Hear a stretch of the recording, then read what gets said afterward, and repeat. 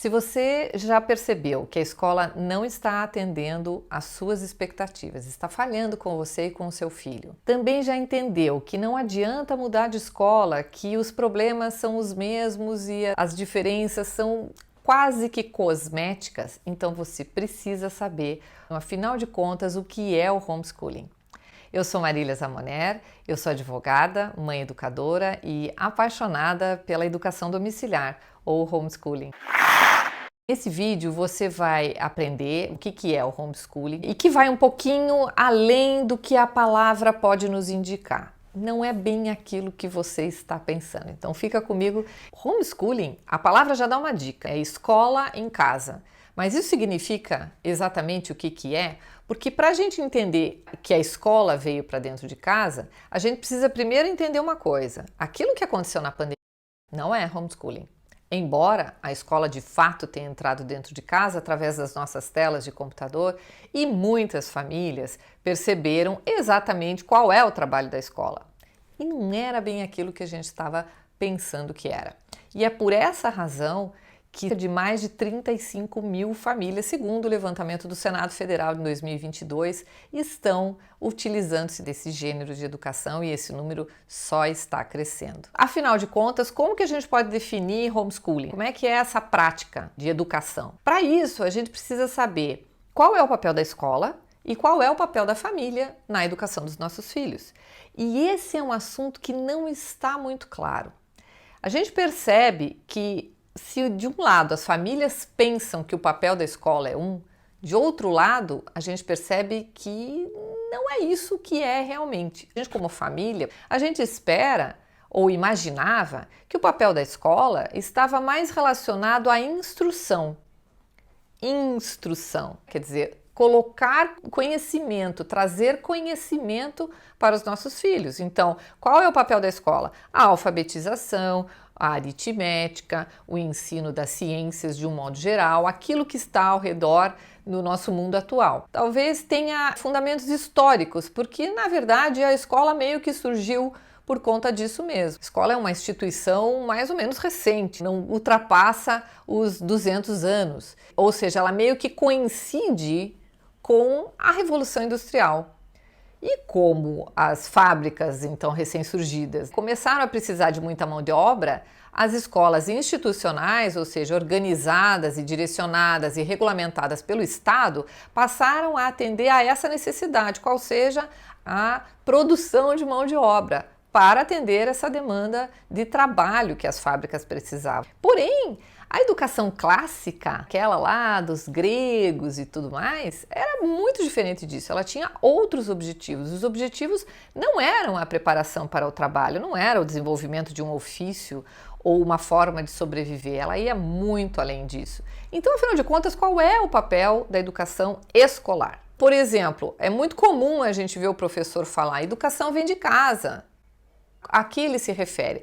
E como a gente percebe, cada vez mais a escola vem abrangendo muito o seu papel, inclusive no que diz respeito a valores morais, princípios éticos, socialização, a principal socialização, e sobretudo a escola vem exercendo o principal grupo social de afeto das crianças.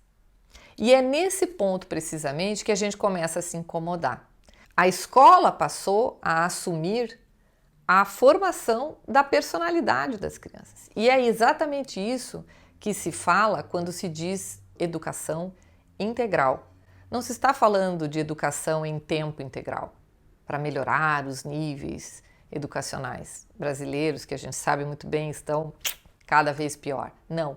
Quando se fala de educação integral, não é período integral. É a integralidade do indivíduo, seus valores, seus princípios éticos, seus afetos, sua personalidade e a formação do seu caráter. Então a escola está neste papel e isto está muito bem definido em documentos públicos, não apenas na Lei de Diretrizes e Bases da Educação, mas nos documentos internacionais vindos do sistema ONU, aos quais o Brasil é aderente. Então aí é que surge esse conflito, digamos, entre o que a família espera e o que efetivamente é. Então, se a gente for pensar bem, o que é está dando muito certo, porque a escola está sim exercendo o papel para o qual ela foi criada atualmente, mas não atende às expectativas da família, que imagina, via de regra, que a escola serve para instruir os seus filhos, para fazer uma educação acadêmica, conteudista, de disciplinas de português, matemática, história, geografia, ciências, etc.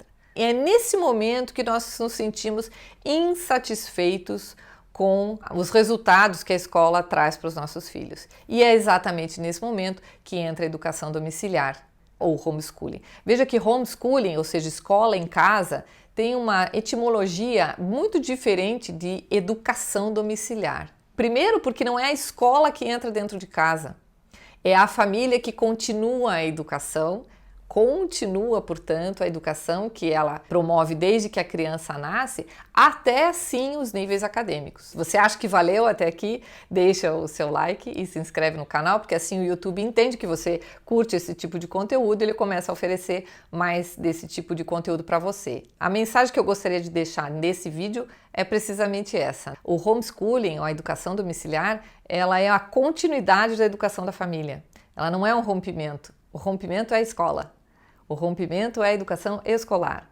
E note, a gente percebe que qualquer gênero de educação, seja escolar, seja domiciliar, seja de terceiro, seja comunitário, qualquer gênero de educação, ele deve sim servir e se adaptar e satisfazer a família, que é, afinal de contas, quem é responsável em todos os sentidos pelas suas crianças. Mas, sobretudo, a família é a instituição mais interessada no sucesso e no progresso dos seus filhos. São os pais que mais entendem dos seus filhos e aqueles que mais se interessam em todos os aspectos da sua personalidade, da sua humanidade, não é?